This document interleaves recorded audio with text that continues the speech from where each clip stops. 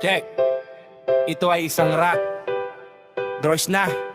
Manang love clinic session para sa mga magkasintahang dumadaan sa matinding sumpungin o top up. Bagay ito sa isang chill beat na may kaunting tuwid. Happy love clinic o planalis top up. Check. Check, mic test. Pasok sa klinik, maupo ng dahan-dahan. Doktor ng damdamin, handang makinig sa sumbatan. Bakit ba ang init ng ulo? Kalma lang tayo, boss. Simulan natin sa simula, bakit biglang nag-iba? Kanina lang ay baby, ngayon ewan ko sa'yo na ang kilay na maganda biglang nag-abot sa gitna. Dabig mo pa ang bulkang handa ng sumabog, diba?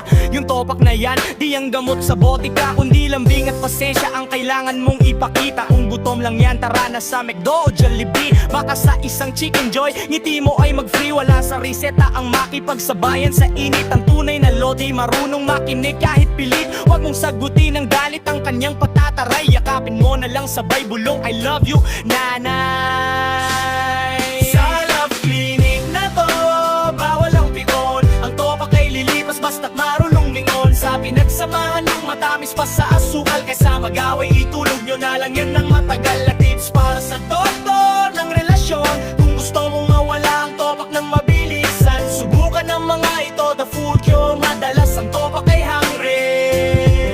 Huwag lang magtanong, dalhan mo na agad ng paborito niyang pagkain. The silent listener, minsan kailangan lang nila ilabas ang inis sa mundo. Makinig ka lang at mag-agree. Kahit medyo malabo, ibahagi ang usapan sa mga bagay na nakakatawa o mga plano nyo sa future para ma-distract ang isip. Sa inis gusto mo ba gawan natin ito ng chorus na mas melodiko, o kailangan mo ng putlines na pwedeng i-caption sa picture nyo?